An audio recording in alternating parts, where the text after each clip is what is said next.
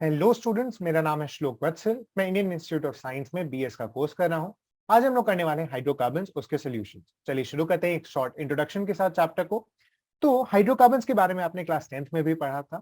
इसे पहले इमेजिन किया जाता था ये बेसिक कार्बन और वाटर के मिलने से बनते हैं, इसीलिए इनका नाम हाइड्रोकार्बन्स दिया गया था। अगर आप देखेंगे तो जो स्टैंडर्ड हमारे आसपास हाइड्रोकार्बन्स हैं, जैसे ग्लूकोज हो गया, तो इसमें क्या होता है C6H12O6। अगर आप इसका बेसिक मॉलिक्यूलर फॉर्मूला देखते हैं, अगर आप कार्बन अलग कर दें 6 कार्बन, तो आपके पास बचता है H12O6। इसको भी अगर आप अलग करें तो 6H2O। इन दोनों को मिलाकर पहले सोचा जाता था कि सभी हाइड्रोकार्बन्स इसी तरह से बनते होंगे, इसीलिए इन्हें हाइड्रोकार्बन्स कहा जाता था, जो कि एक मिसनोमर टाइप का है। आगे हम लोग बढ़ते हैं इनका क्लासिफिकेशन। ये भी आपने पहले पढ़ा है कि सैचुरेटेड और अनसैचुरेटेड में डिवाइड किया जाता है। सैचुरेटेड का मतलब कि उसमें और हाइड्रोजन ऐड नहीं किए जा सकते, जबकि अनसैचुरेटेड का मतलब उसमें और हाइड्रोजन ऐड किए जा सकते हैं। सबसे पहला हम लोग को देखते हैं सैचुरेटेड हाइड्रोकार्बन्स। इसमें आता है एल्केन। एल्केन की प्रिपरेशन अगर हम लोग देखें, अभी अभी मैंने आपको बताया, अनसैचुरेटेड हाइड्रोकार्बन्स में अगर हम लोग हाइड्रोजन ऐड करते जाएंगे तो एक ऐसा पॉइंट तो आएगा जहां पर वो सैचुरेट हो जाए। उसी पॉइंट को हम लोग कहते हैं एल्केन। यहाँ पर आप देखिए, प्रिपरेशन पे हम लोग पहले आ जाते हैं। नोमेनक्लेचर और आइसोमरिज्म आपने पहले कर रखी है चैप्टर 8 के अंदर। बहुत ही बेसिक से रूल्स होते हैं। आपको लॉन्गेस्ट चेन चुनना होता है, उनकी नंबरिंग करनी होती है। नंबरिंग ऐसे करें कि उसका सम लोएस्ट आए, और जितने भी ज्यादा से ज्यादा आप फंक्शनल ग्रुप्स डाल सकते हैं वो बेटर होगा। उस बेसिस पर आप नंबरिंग करते हैं। और आइसोमरिज्म का क्या है? आइसोमरिज्म होता है same molecular formula, almost same chemical properties, लेकिन अलग अलग फिजिकल प्रॉपर्टीज, और कई बार केमिकल प्रॉपर्टीज में भी डिफरेंस देखने को मिलता है। उसके बारे में हम लोग आगे चलकर ज्यादा डिटेल में पढ़ेंगे। अभी हम लोग आ जाते हैं इसकी प्रिपरेशन पर। प्रिपरेशन, अनसैचुरेटेड हाइड्रोकार्बन्स को अगर हम लोग हाइड्रोजन देते हैं तो वो सैचुरेट हो जाता है। ये होता कैसे है? पीटी, पीडी और एनआई के प्रेजेंस में। पीटी, पीडी और एनआई एक्चुअली एक कैटलिस्ट का काम करते हैं इस केस में। ये लोग सरफेस प्रोवाइड ये लोग सरफेस प्रोवाइड करते हैं जहां पर हाइड्रोजन वीक बॉन्ड्स बनाकर जुड़ जाता है। इसके कारण जो अनसैचुरेटेड हाइड्रोकार्बन है वो इस हाइड्रोजन से आता है, इसके क्लोज आता है और परमानेंट बॉन्ड्स बना लेता है। इस तरह से वो हाइड्रोजन गेन करता है और सैचुरेट हो जाता है एल्केन के फॉर्म में। आगे हम लोग देखें एल्काइल हैलाइड से। एल्काइल हैलाइड्स पे अगर हम लोग H2 और Zn एसिडिक कंडीशन में डालते हैं तो वो भी एल्केन में कन्वर्ट हो जाता है। ये सब एकदम स्टैंडर्ड रिएक्शंस हैं, आपको अभी मैकेनिज्म नहीं पढ़ना है, बस आप इन्हें याद कर लें तो बेटर होगा। आगे हम लोग बढ़ते हैं वुड्स रिएक्शन। वुड्स रिएक्शन भी अल्काइल हैलाइड्स के साथ की जाती है। अल्काइल हैलाइड्स को अगर हम लोग सोडियम के प्रेजेंस में रिएक्ट करवाएं ड्राई ईथर के अंदर, ये चीज याद रखना है, सोडियम और ड्राई ईथर हमेशा एक साथ यूज होता है इस रिएक्शन के अंदर। तो सोडियम और ड्राई ईथर की प्रेजेंस में अगर हम लोग इन्हें रिएक्ट करवाते हैं तो हमें एक एल्केन देखने को मिलता है। यहाँ पर इथेन का इन्होंने पूरा फॉर्मूला दिया नहीं है, CH3CH3 इस तरह से होगा। जनरली इसे हम लोग सिमेट्रिक हाइड्रोकार्बन्स बनाने में यूज करते हैं, क्योंकि अगर हम लोग अनसिमेट्रिक बनाने जाएंगे तो आपको कई सारे अनवांटेड प्रोडक्ट्स मिल जाएंगे जो आप नहीं चाहते हैं।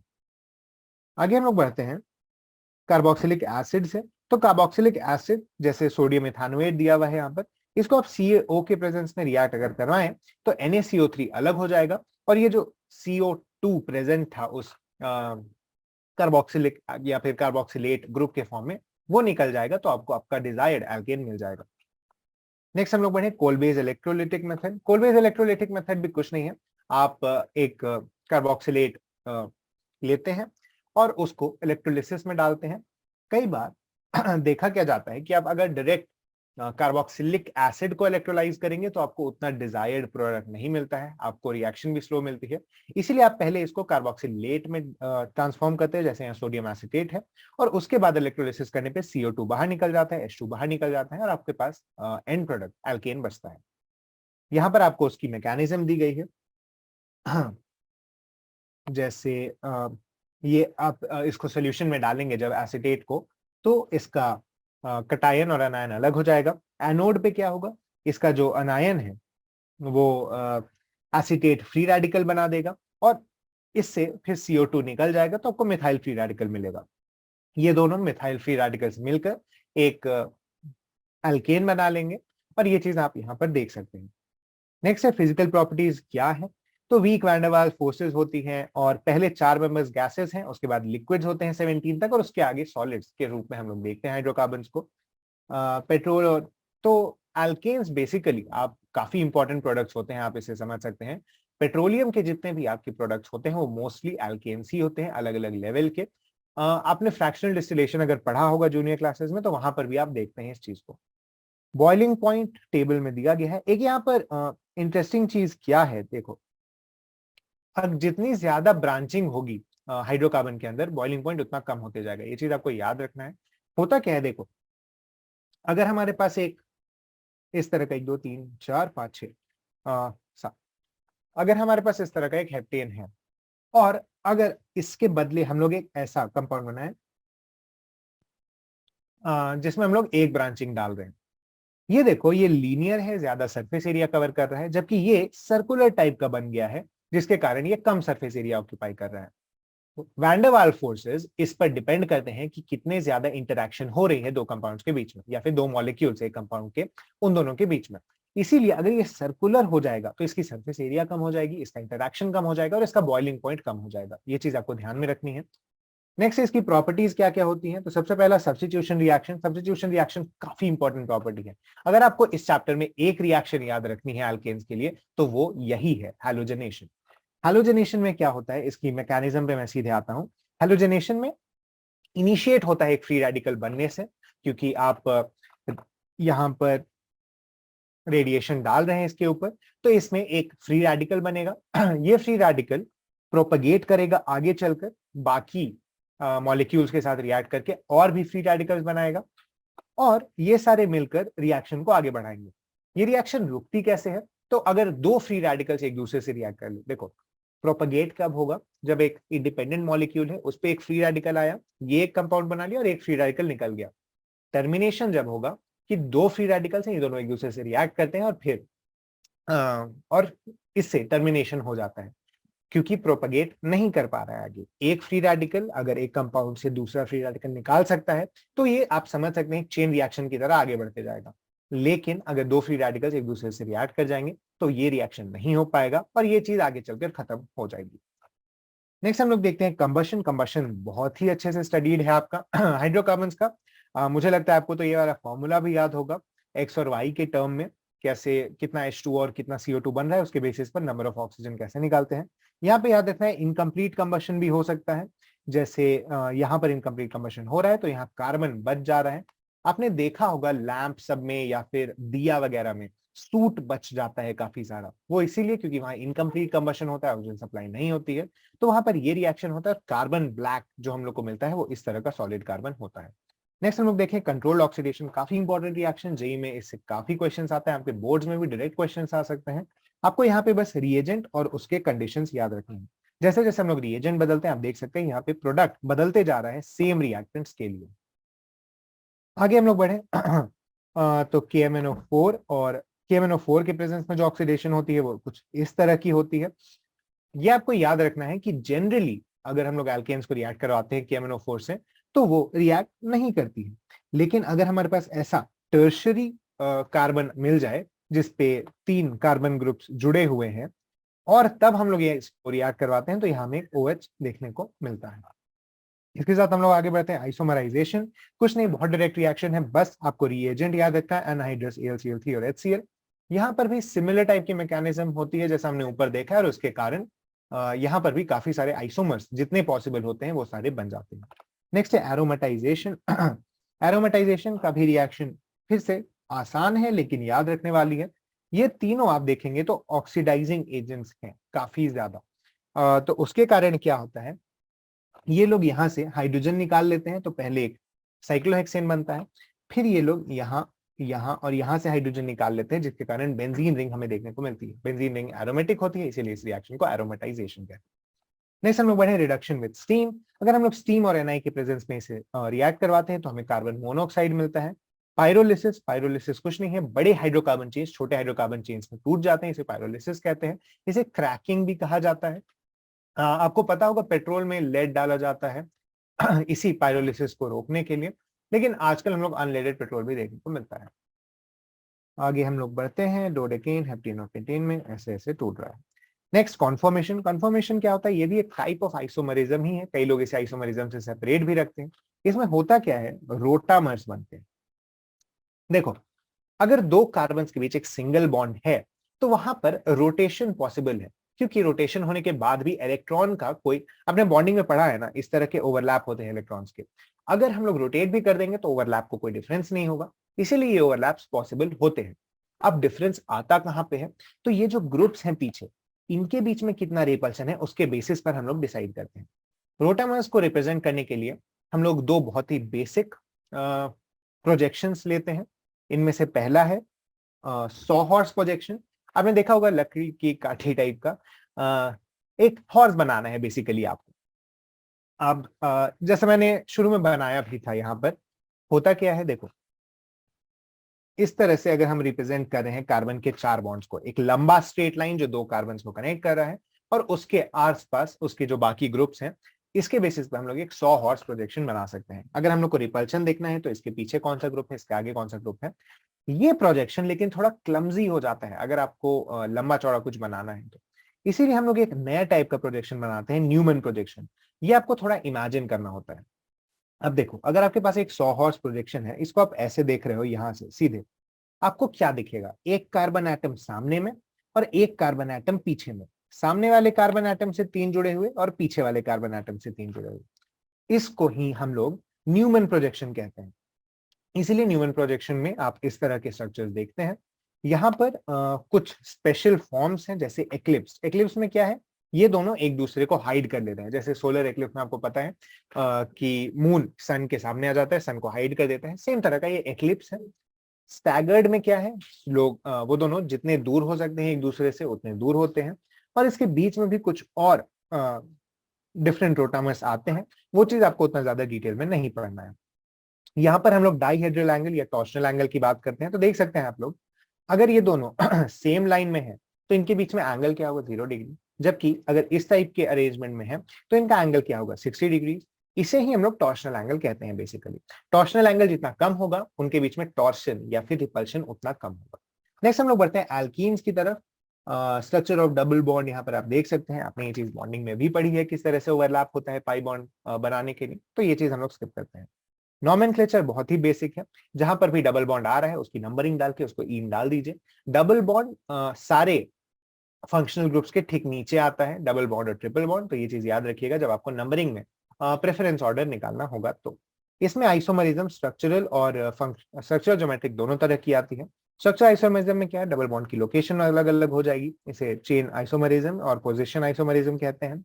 ज्योमेट्रिक आइसोमरिज्म ये एक इंपॉर्टेंट चीज है। अब देखो, अगर हमारे पास इस तरह का डबल बॉन्ड है तो इसके अलोंग रोटेशन पॉसिबल नहीं है। जैसे हमने देखा था सिंगल कार्बन बॉन्ड में क्या हो रहा है, अगर हम लोग ऐसे दो इलेक्ट्रॉन क्लाउड्स हैं तो इसको किसी भी तरह से रोटेट करने कोई फर्क नहीं पड़ रहा है। यहाँ पे लेकिन इसके अलावा इलेक्ट्रॉन क्लाउड ऊपर और नीचे भी हैं पाई बॉन्ड के। अगर हम लोग रोटेट करेंगे तो ऊपर वाला इलेक्ट्रॉन बॉन्ड हट जाएगा, टूट जाएगा इलेक्ट्रॉन क्लाउड जो है। इसीलिए वहां पर हम लोग ये देखते हैं कि रोटेशन पॉसिबल नहीं हो सकता है, और इसके कारण हमें स्ट्रक्चरल आइसोमर्स देखने को मिलते हैं, जो कि अगर रोटेशन पॉसिबल होता तो जो दो अलग अलग स्ट्रक्चर्स बन सकते थे उन्हें कहा जाता है।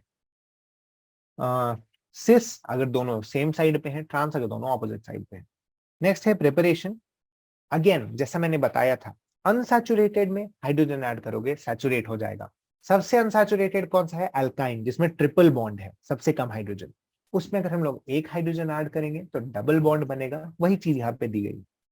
अब हमने देखा था, अगर हम लोग यहाँ पे PDPTNI यूज करते हैं जो हमने शुरू में किया था, तो क्या होगा, सबसे पहले एल्कीन बनेगा और वो रिएक्शन कंटिन्यू हो जाएगी एल्केन तक, उसको आप रोक नहीं पाओगे। इसीलिए हम लोग कुछ स्पेशल कैटलिस्ट यूज करते हैं, जैसे लिंडलास कैटलिस्ट। लिंडलास कैटलिस्ट क्या होता है, पीडी का जो इफेक्ट है उसको थोड़ा कम किया जाता है ताकि वो बस एल्कीन तक ही पहुंचा सके रिएक्शन को। इसके प्रोडक्ट में हमें सिस एल्कीन देखने को मिलता है, जबकि अगर हम लोग Na लिक्विड NH3 यूज करते हैं तो इसके प्रोडक्ट में हमें ट्रांस एल्कीन देखने को मिलता है। नेक्स्ट हम लोग देखें अल्काइल हैलाइड से। अल्काइल हैलाइड्स का अगर हम लोग डीहाइड्रोहैलोजनेशन करते हैं, मानिए उससे एक HCl HBr या HX निकाल दें, तो हमें अल्कीन देखने को मिलेगा। ये हम लोग करते कैसे हैं, तो अल्कोहलिक KOH से, इसे बीटा एलिमिनेशन रिएक्शन कहते हैं। इसके बारे में आप डिटेल में पढ़ेंगे जब आप मैकेनिज्म्स वगैरह अगर पढ़ना चाहते हैं तो। नेक्स्ट है इसकी जो रेट होती है वो आयोडीन ब्रोमीन क्लोरीन होता है। क्यों ऐसा, क्योंकि आयोडीन का बॉन्ड वीकेस्ट है, उसको तोड़ना सबसे आसान। नेक्स्ट है विसिनल डाइहैलाइड है, तो उसका सीधे डी हैलोजनेशन करते हैं।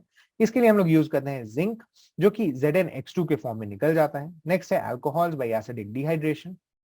एसिडिक डिहाइड्रेशन क्या है, कॉन्क H2SO4 डाल दो, वाटर निकल जाएगा। ये चीज आप देखे होंगे, आपने कभी अगर शुगर में डाइल्यूट कॉन्क H2SO4 डाला है तो आप देखेंगे कि वो 4 हो जाता है।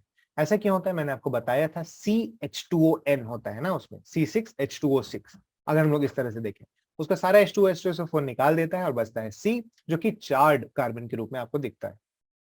यहाँ पर भी अगर हम लोग बेसिक इथेनॉल को अगर डिहाइड्रेट करें तो हमें इथीन देखने को मिलता है। नेक्स्ट है फिजिकल प्रॉपर्टीज। फिजिकल प्रॉपर्टीज में भी कुछ नहीं है, स्ट्रेट चेन की बॉइलिंग पॉइंट ज्यादा होगी, ये चीज आपको याद रखना है। यहाँ पर भी नंबर्स कुछ दिए रहते हैं, कितने तक गैस होता है, कितने तक लिक्विड और कितने तक सॉलिड। केमिकल प्रॉपर्टीज की बात करें, सबसे पहला है एडिशन ऑफ डाइहाइड्रोजन। हमने ये चीज देखा है अल्केन्स के केस में कि डाइहाइड्रोजन कैसे ऐड होता है, वही रिएक्शन है बेसिक। नेक्स्ट है addition of halogen. Halogen add करने के लिए क्या करेंगे हम लोग, बहुत ही स्टैंडर्ड रिएक्शन है, CCl4 के प्रेजेंस में की जाती है। CCl4 आपको याद होगा कि एक ऑर्गेनिक रिएजेंट है, नॉन पोलर। हम लोग ये रिएक्शन नॉन पोलर रिएजेंट के प्रेजेंस में करवाते हैं, इसीलिए यहाँ पर हमें 2 हैलोजेंस ऐड होते दिखते हैं बॉन्ड के दोनों तरफ। नेक्स्ट है हाइड्रोजन हैलाइड कैसे फॉर्म ऐड होता है, तो reactivity of hydrogen halide is HI HBr HCl। फिर से वही कारण है, आपको पता होना चाहिए कि एसिडिक स्ट्रेंथ क्या होती है, HI HBr HCl और HI। अगर हम लोग ये रिएक्शन करवाते हैं तो हमें सबसे ज्यादा रिएक्टिविटी HI की देखने को मिलती है। इसकी यहाँ पर मैकेनिज्म दी गई है, स्पेशली यहाँ पर इंपॉर्टेंट है HBr का एडिशन। ये चीज मार्कोव-निकोव रूल फॉलो करता है। तो मार्कोव-निकोव रूल क्या कहता है, rule states that negative part of addendum या फिर adding molecule gets attached to the carbon atom which possesses lesser number of hydrogen. ये चीज आपको याद रखना है, बहुत ही इंपॉर्टेंट स्टेटमेंट है। और इसका एक एंटी मार्कोव-निकोव रूल भी होता है। इसका मैकेनिज्म यहाँ पर बेसिक दिया गया है, एसिडिक है, इसीलिए H+ अलग हो जाता है, Br- अलग हो जाता है। H+ पहले ऐड होता है, उसके कारण एक कार्बोकैटायन बनता है। मोस्ट स्टेबल कार्बोकैटायन पर की जो कंडीशन होती है उस पर जाके Br- जुड़ जाते हैं। बेसिक सी मैकेनिज्म है, कुछ इसमें ज्यादा टेंशन की बात नहीं है। एंटी मार्कोव-निकोव आपको याद रखना है। इसे खराश इफेक्ट भी बोलते हैं। ये क्या होता है, पेरोक्साइड के प्रेजेंस में एक्चुअली एक फ्री रेडिकल बन जाता है। फ्री रेडिकल का जो स्टेबिलिटी होता है वो कार्बोकैटायन से डिफरेंट होता है। अगर आप देखेंगे तो फ्री रेडिकल किसका बन रहा है, तो Br का। वहां पर कार्बोकैटायन H+ बन के जुड़ रहा था, यहाँ पर फ्री रेडिकल Br बन के जुड़ रहा है। इसीलिए ये एक उल्टा इफेक्ट दिखाता है मार्कोव-निकोव का, जहां पर जो negative part of the addendum होता है वो जाकर मोर हाइड्रोजन वाले के साथ जुड़ जाता है, लेस हाइड्रोजन पे जो फ्री रेडिकल था, और उसके बाद हाइड्रोजन आकर जुड़ता है। ये चीज बस आपको याद रखनी है, बहुत ही बेसिक से मैकेनिज्म है, आप एक बार पढ़कर समझ सकते हैं। नेक्स्ट है सल्फ्यूरिक एसिड। अगर हम लोग कोल्ड कॉन्सेंट्रेटेड सल्फ्यूरिक एसिड डालते हैं, सेम मार्कोव-निकोव, आपको बस यहाँ पे याद क्या रखना है, H2SO4 का मार्कोव-निकोव हम लोग कैसे निकालेंगे, H+ होगा और HSO4- होगा, बस हो गया। यही रिएक्शन यहाँ पर होती है, OSO2OH या फिर OSO3H है। नेक्स्ट है एडिशन ऑफ वाटर। वाटर का क्या है, सल्फ्यूरिक एसिड के कुछ ड्रॉप्स के प्रेजेंस में आप इसे ऐड कर सकते हैं, इसे acid catalysed addition of water कहते हैं। नेक्स्ट है ऑक्सीडेशन। एल्कीन्स का अगर हम लोग ऑक्सीडेशन करते हैं डाइल्यूट के NO4 से, तो उसके दोनों तरफ एक एक OH ग्रुप जुड़ जाता है। अगर हम लोग एसिडिक पोटेशियम परमैंगनेट या एसिडिक पोटेशियम डाइक्रोमाइट करते हैं तो वहां पर बॉन्ड टूट जाती है डबल वाली, और वहां पर ऑक्सीजन ग्रुप जुड़ जाता है। यहाँ पर भी आप वही देख रहे हैं, ये जो हाइड्रोजन है यहाँ पर वो OH में कन्वर्ट हो जाता है, मतलब जितना ज्यादा ऑक्सीडेशन हो सकता है वो हो जाता है इस कंपाउंड के अंदर। नेक्स्ट है ओजोनोलिसिस। ओजोनोलिसिस का भी जो रिएक्शन है वो ऊपर की ही तरह होता है, बस यहाँ पर क्या है, आपका H OH में कन्वर्ट नहीं होता है।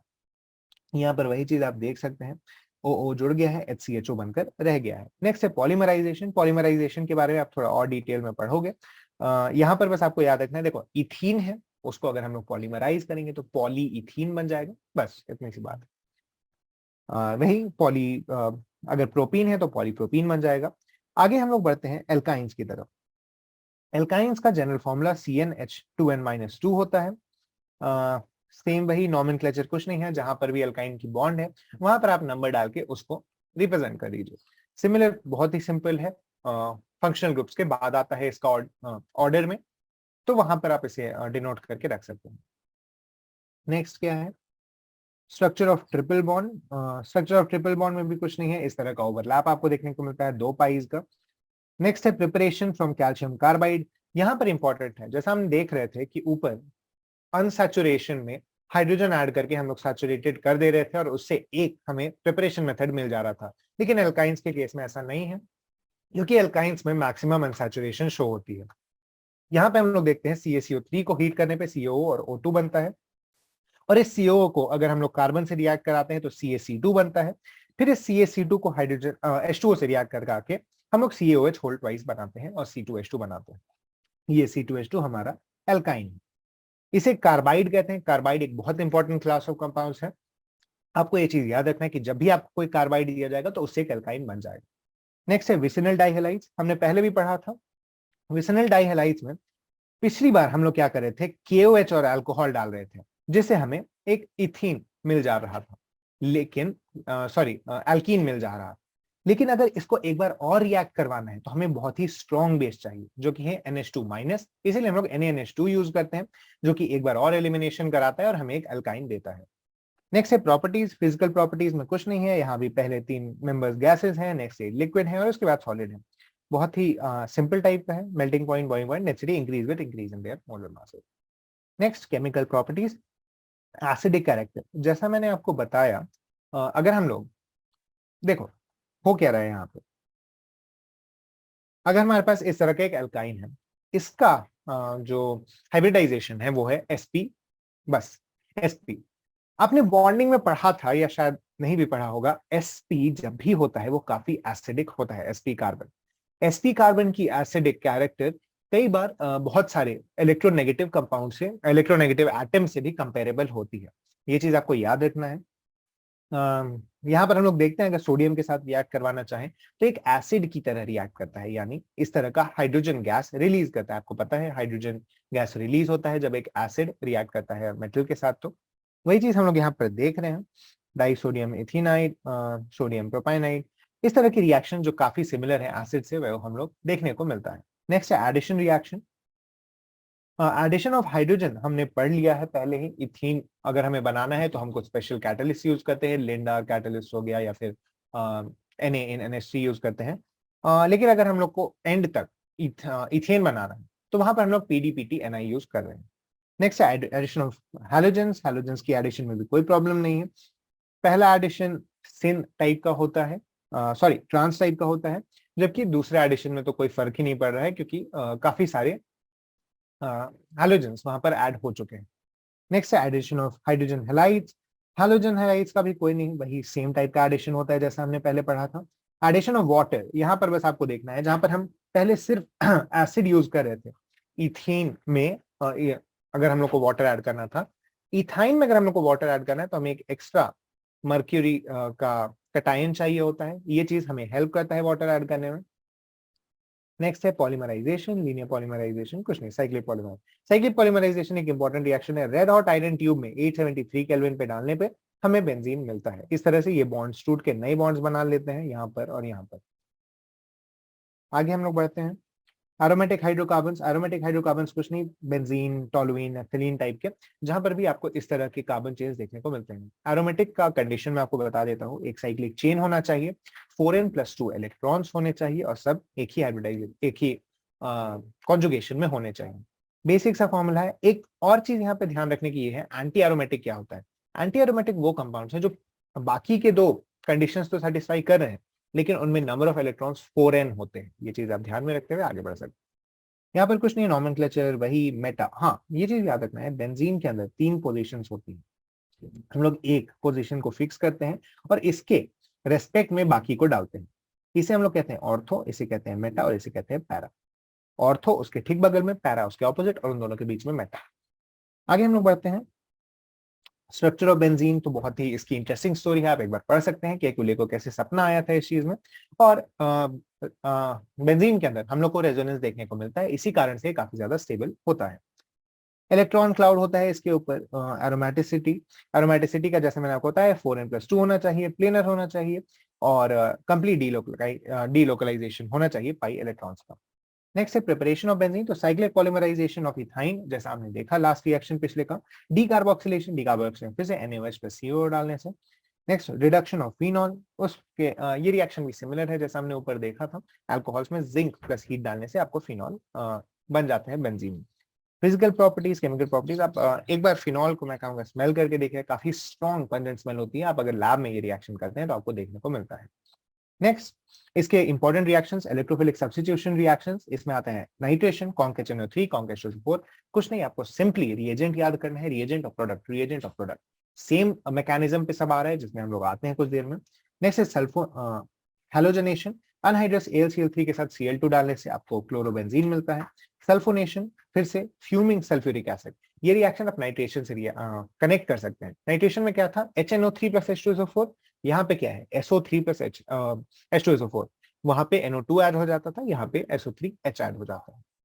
नेक्स्ट फिरल-क्राफ्ट्स एल्किलेशन, ये रिएक्शन भी सिमिलर है हैलोजनेशन के, AlCl3 के प्रेजेंस में हम लोग CH3 को रिएक्ट करें तो ये एक मिथाइल ग्रुप ऐड कर देता है जिसे टॉलुइन कहते हैं, या फिर अगर हम लोग C2H5Cl यूज करें तो इथाइल बेंजीन ऐड करेगा। सिमिलर रिएक्शन फिरल-क्राफ्ट एसाइलेशन, एसाइलेशन में एसाइल ग्रुप ऐड हो जाता है इस तरह का। इसकी जो मैकेनिज्म है वो हम लोग को समझना है। सबसे पहले एक इलेक्ट्रोफाइल बनता है, इलेक्ट्रोफाइल क्या होता है E+, जो कि इलेक्ट्रॉन को ढूंढ रहा है, न्यूक्लियोफाइल जो न्यूक्लियस को ढूंढ रहा है यानी पॉजिटिव चार्ज को ढूंढ रहा है, इलेक्ट्रोफाइल जो इलेक्ट्रॉन को ढूंढ रहा है यानी नेगेटिव चार्ज को ढूंढ रहा है। ये अटैक क्यों करेगा एरोमेटिक रिंग पे, क्योंकि एरोमेटिक रिंग के ऊपर और नीचे बहुत बड़ा इलेक्ट्रॉन क्लाउड होता है, इसीलिए रिएक्ट करता है। Next formation of carbocation intermediate, और उसके बाद removal of proton from carbocation intermediate. काफी सिंपल सी मैकेनिज्म है, इंपॉर्टेंट है, आप एक बार इसे देख लीजिएगा। नेक्स्ट हम लोग देखते हैं एडिशन रिएक्शन। अगर हम लोग H2 को Ni की प्रेजेंस में करें तो एक सिंपल एल्कीन की तरह रिएक्ट करता है, वैसा ही रिएक्शन देता है। अगर हम लोग UV के प्रेजेंस में Cl2 को रिएक्ट करवाएं तो हर जगह Cl जुड़ जाता है, सारे डबल बॉन्ड्स को तोड़ के। कंबशन फिर से सिमिलर, यहाँ पर आपको वही कंबशन का जो फॉर्मूला स्टैंडर्ड होता है वो चीज दिया हुआ है। Directive influence of functional group होता क्या है, देखो अभी मैंने आपको बताया ऑर्थो और पैरा ग्रुप्स क्या होते हैं।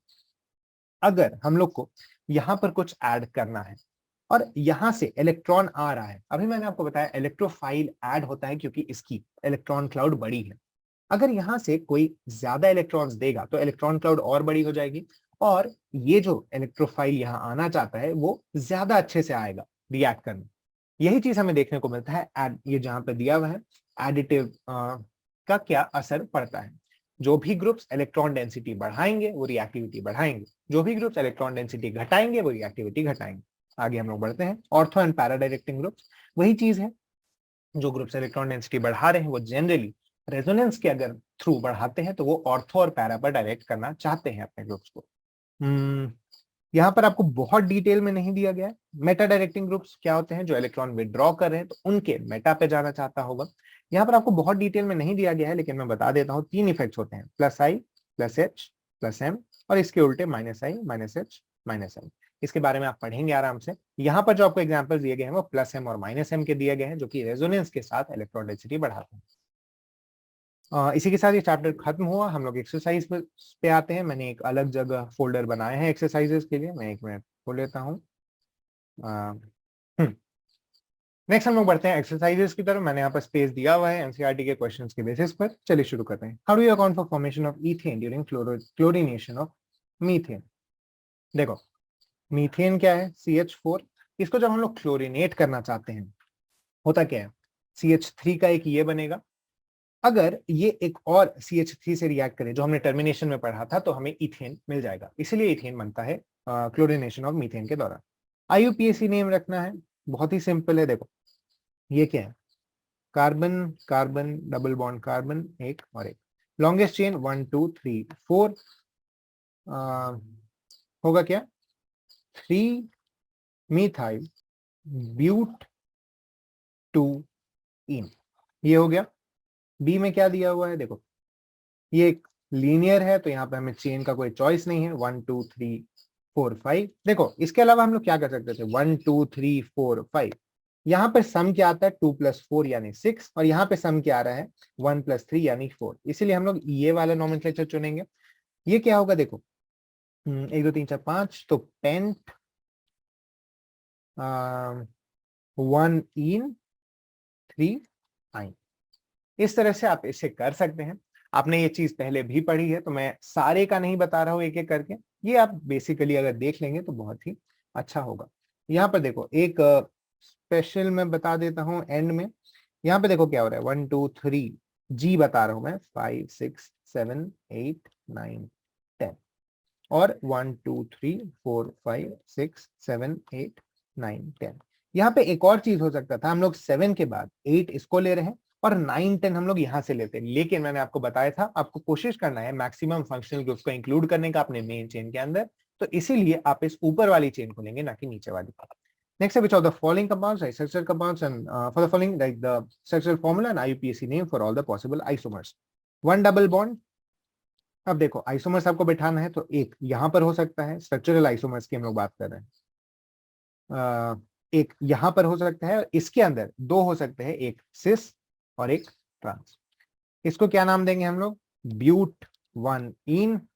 इसको क्या नाम देंगे हम लोग, सिस ब्यूट 2 इन, या फिर ट्रांस ब्यूट 2 इन। इसी तरह से यहाँ पर एक ट्रिपल बॉन्ड है, हाँ यहाँ पर एक ट्रिपल बॉन्ड है। ट्रिपल बॉन्ड यहाँ पर एक्चुअली थोड़ा ट्रिकी कर देता है इसकी सिचुएशन को। एक चीज यहाँ पर तो आप एक स्ट्रेट लीनियर डालते जाएं डालते जाएं डालते जाएं, लेकिन यहाँ पर एक और चीज क्या हो सकता है, देखो हमारे पास हो गया ये, हाँ एक और चीज क्या हो सकता है, ये कार्बन यहां ना होकर कहीं और हो, यहां से हटा देते हैं इस कार्बन को और ये चीज यहां हो जाए, ये भी एक पॉसिबल सिचुएशन है। तो इस तरह से आपको सारे जितने भी पॉसिबल सिचुएशंस हैं उनके बारे में सोचना है और उसके बेसिस पर अपने जो फाइनल आंसर है उसको लिखते जाना है। अगर ये होगा तो हम लोग क्या लिखेंगे इसको, देखो 1 2 3 4, ये ऐसा क्वेश्चन हमने ऊपर भी देखा था, 3 मिथाइल ब्यूट 1 आइन। ये चीज आप आसानी से लिख सकते हैं और आगे बढ़ते हैं। Next, I write IUPAC name of product obtained by ozonolysis of the following compounds. ठीक है, सबसे पहले पेंट 2 इन। पेंट 2 इन क्या होगा, ये सॉरी ये इसका ओजोनोलिसिस कर रहे हैं तो CCO और COCC। ये क्या है, देखो एल्डिहाइड है, आपको पता है एल्डिहाइड ग्रुप ऐसे होते हैं। तो ये हो क्या रहा है,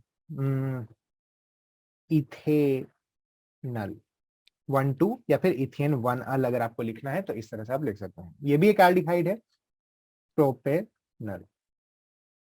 आगे हम लोग बढ़ते हैं, 3 4 डाइमिथाइल हेप्थ्रीन। पहले हेप्ट बना लो,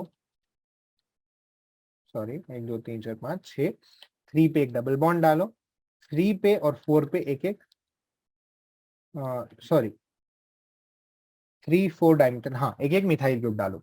अब यहाँ पे ये टूटेगा, एक ऑक्सीजन इधर एक ऑक्सीजन इधर, दोनों सेम ग्रुप्स बन रहे हैं। बना क्या ये देखो, 1 2 3 4 और एक ये, तो ये क्या बन गया है, ब्यूट, ये कीटोन है याद रखना, ब्यूट 10 3 ऑन।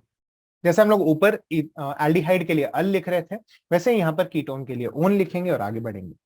नेक्स्ट है ozonolysis gives a mixture of ethanal and pentane 3 own. कुछ नहीं करना है, यहाँ पे इथेनल कैसा दिखता है, ओ पेंटेन 3 ओन, पेंटेन है और 3 पे है, ओके 3 पे 4 पे। अब इस दोनों को आप हटा दीजिए क्योंकि ओजोनोलिसिस में यही बॉन्ड टूटा होगा, तो आपके पास क्या बना, 1 2 1 2 1 1 और 2। इसमें लॉन्गेस्ट चेन कौन सा है, यहाँ पर आपके पास एक ट्रिकी सिचुएशन है कि 5 और 5 दोनों साइड है, लेकिन आपको वो इंक्लूड करना है जहां पर आपका मैक्सिमम फंक्शनल ग्रुप हो, तो ये होगा 1 2 3 4 5।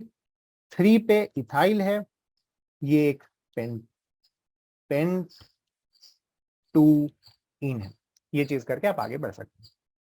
नेक्स्ट क्या है, alkene A contains 3 CC 8 CH and 1 pi bond. A on gives 2 molecules of aldehyde and molar mass 44 U.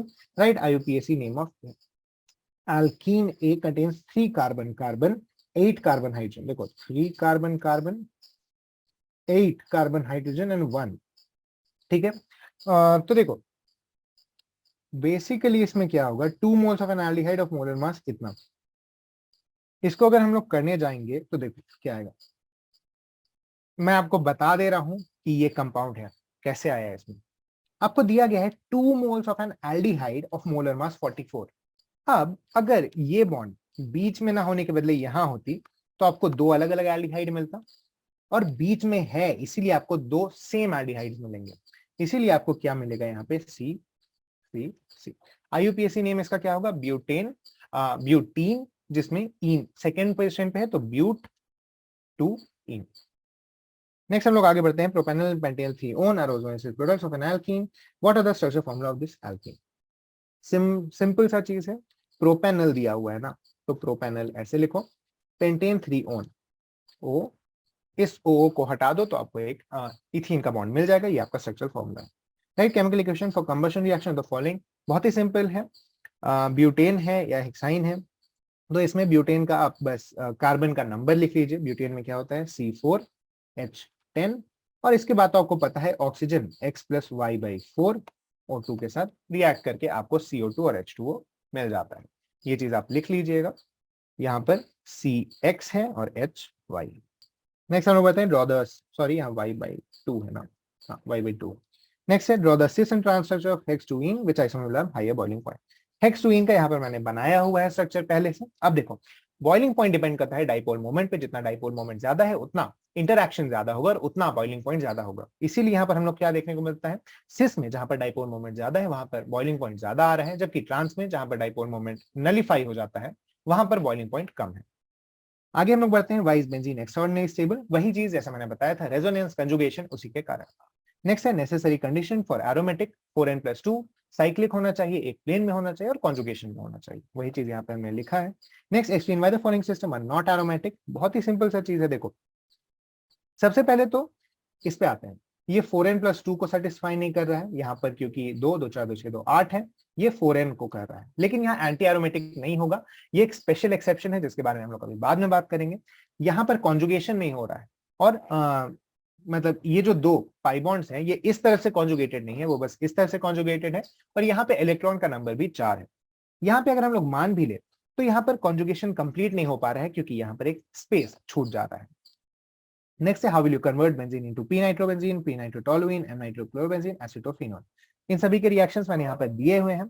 देखो, बेंजीन को अगर हमें p-नाइट्रोब्रोमोबेंजीन बनाना है, एक चीज आपको याद रखना होगा कि पहले आपको ब्रोमो ग्रुप ऐड करना है, क्योंकि अगर आप नाइट्रो ग्रुप ऐड करते हैं तो वहां पर वो एक इतना डीएक्टिवेटिंग ग्रुप है कि वो ब्रोमीन के साथ रिएक्शन ही नहीं करने देगा, और मेटा डायरेक्टिंग भी है। इसीलिए सबसे पहले हम लोग ब्रोमिनेशन करते हैं, ब्रोमोबेंजीन बनाते हैं, और उसके बाद नाइट्रेशन करते हैं जो कि ब्रोमो नाइट्रोबेंजीन बना देता है। नेक्स्ट क्या है, एम नाइट्रोक्लोरोबेंजीन। ये तो काफी आसान है, आप सबसे पहले नाइट्रेशन करो, उसमें क्लोरो डालो, क्योंकि नाइट्रेट जो है वो एक मेटा डायरेक्टिंग ग्रुप है। पी नाइट्रोटोलुइन, ये भी कुछ नहीं, आसान सा है, आपके पास अगर बेंजीन दिया हुआ है, सबसे पहले उसका टोलुइन बनाओ, उसका नाइट्रेशन करोगे तो आपको 2 कंपाउंड्स मिलेंगे, एक में ऑर्थो पे एक पे पैरा में, उससे पैरा आप सेपरेट कर सकते हैं।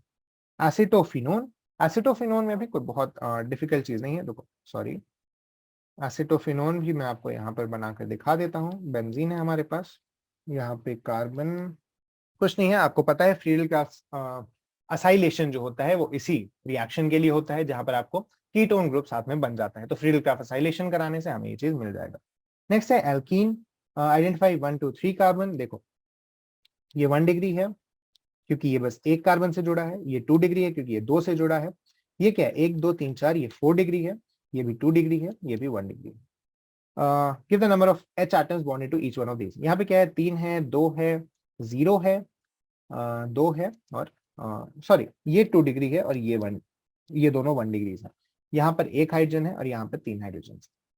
नेक्स्ट हम लोग बढ़े, what effect is branching, sorry ये 3 डिग्री है इसीलिए। अब देखो आपको देखने को क्या मिल रहा है, हमारे पास अगर 1 डिग्री कार्बन था तो हमें 3 हाइड्रोजन मिले, 2 डिग्री कार्बन में 2 हाइड्रोजन मिले, तो यानी 4 माइनस जो नंबर ऑफ हाइड्रोजन है वो हमारा डिग्रीज होता है अगर आपके पास सिर्फ कार्बन जुड़े हुए हैं उससे। तो ये चीज रूल की तरह नहीं, लेकिन बस एक जनरल ऑब्जर्वेशन के रूप में याद रखोगे। नेक्स्ट है what effect this branding of alkene, branching से बॉइलिंग पॉइंट कम होता है, ये चीज हमने देखा था, मैंने आपको बताया स्फेरिकल टाइप का स्ट्रक्चर बनता है, वैन डेर वाल्स कम हो जाता है, इसीलिए बॉइलिंग पॉइंट कम हो जाता है।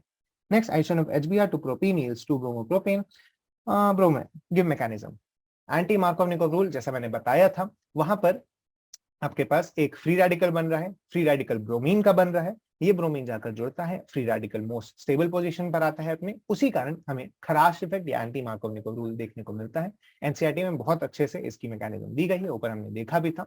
हम लोग आगे बढ़ते हैं।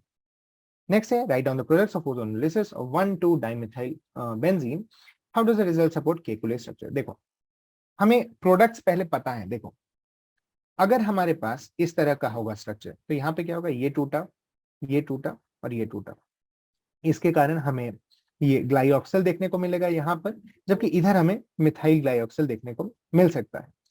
इसके अलावा और क्या हो सकता है, अगर हमारे पास यहाँ पर एक बॉन्ड है, अगर ये टूटा तो हमें, और मान लेते हैं हम लोग ये और ये टूट रहा है, तो हमें डाइमिथाइल ग्लाइऑक्सिल, मिथाइल ग्लाइऑक्सिल अलग अलग सिचुएशंस में देखने को मिलेंगे।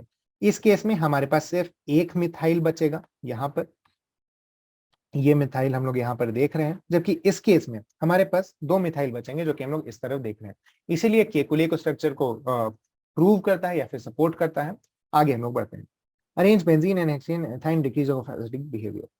बेंजीन है, एन-हेक्सेन है, इथाइन है। इथाइन में sp है, एन-हेक्सेन में sp3 है, बेंजीन में sp2 है। हमें पता है जितना ज्यादा s कैरेक्टर बढ़ता है उतना ज्यादा एसिडिक कैरेक्टर बढ़ता है, इसलिए इथाइन, बेंजीन, हेक्सेन। नेक्स्ट है benzene undergo electrophilic substitution reaction is nucleophilic. Benzene के ऊपर और नीचे जैसा हमने बताया था हाई इलेक्ट्रॉन क्लाउड है, इसीलिए न्यूक्लियोफाइल वहां पर नहीं जा सकता, क्योंकि इलेक्ट्रॉन इलेक्ट्रॉन रिपल्शन होगा, जबकि इलेक्ट्रोफाइल वहां जा सकता है। एक्चुअली इलेक्ट्रोफाइल इसीलिए वहां जाता है क्योंकि वहां इलेक्ट्रॉन डेंसिटी ज्यादा है। नेक्स्ट है how would you convert the following compounds into benzene.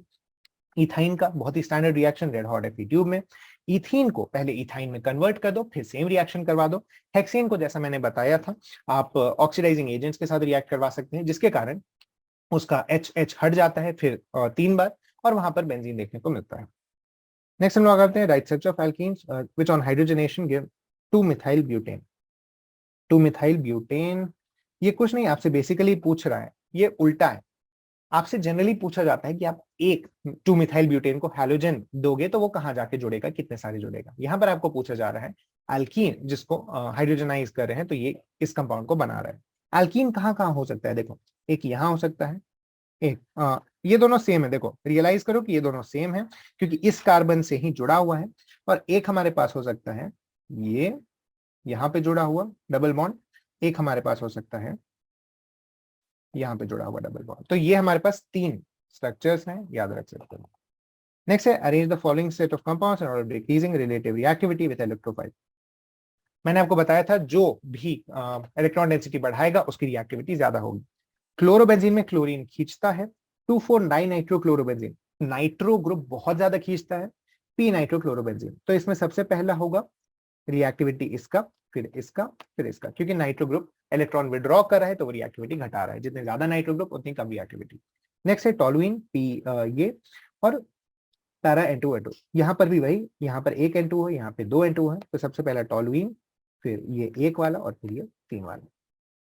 Next क्या है out of benzene and dinitrobenz benzene और toluene which will undergo nitration most easily and why. Toluene benzene m dinitrobenzene होगा क्या, toluene में CH3 दे रहा है, benzene में कोई इफेक्ट नहीं है, बेंजीन में कोई इफेक्ट नहीं है, और मेटा डाइनाइट्रोबेंजीन पे एक नाइट्रो ग्रुप लगा हुआ है, 2 नाइट्रो ग्रुप्स एक्चुअली लगे हुए हैं, जिसके कारण तीसरा लगना काफी ज्यादा मुश्किल है। ये दोनों रिएक्टिविटी काफी कम कर चुके हैं। Suggest the name of Lewis acid anhydrase. एक लुइस एसिड कोई भी उठा के डाल दो, FeCl3 एक कॉमन लुइस एसिड है जो यहाँ यूज होता है। Why is Wurtz reaction not preferred for the preparation of alkanes. Odd number of carbon, मैंने आपको बताया था सिर्फ सिमेट्रिक इवन नंबर चेन्स के लिए ही यूज करते हैं, क्योंकि अनसिमेट्रिक यूज करेंगे तो काफी ज्यादा गड़बड़ हो सकती है। इसका एक अगर आपको सिंपल एग्जांपल चाहिए तो CH3Cl है यहाँ पे मान लो, और CH3 CH2Cl है मान लो। कुछ नहीं, अब इसको रिएक्ट करवाओ, क्या क्या बन सकता है, CH3 का एक बनेगा, CH3 CH2 का एक बनेगा। ये दोनों आपस में रिएक्ट कर सकते हैं या ये दोनों अपने अपने से रिएक्ट करते हैं, तो क्या बनेगा CC जो हमें चाहिए था, लेकिन एक और बनेगा CC अगर ये 2 रिएक्ट करते हैं तो। इसी कारण इसकी यील्ड काफी कम होगी और ये रिएक्शन हम लोग नहीं चाहते हैं। इसी के साथ ये खत्म हुआ। Thank you.